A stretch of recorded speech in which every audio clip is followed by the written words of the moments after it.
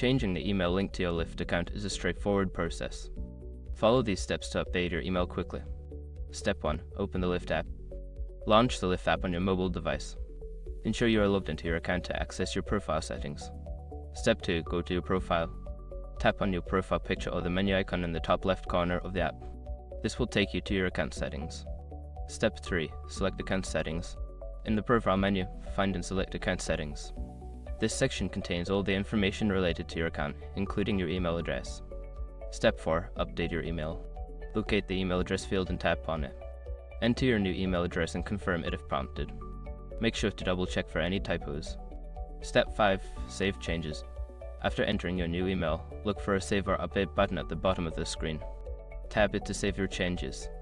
You may receive a confirmation email at your new address. Once you have completed these steps, your email link to your Lyft account will be updated. If you encounter any issues, consider reaching out to Lyft support for assistance.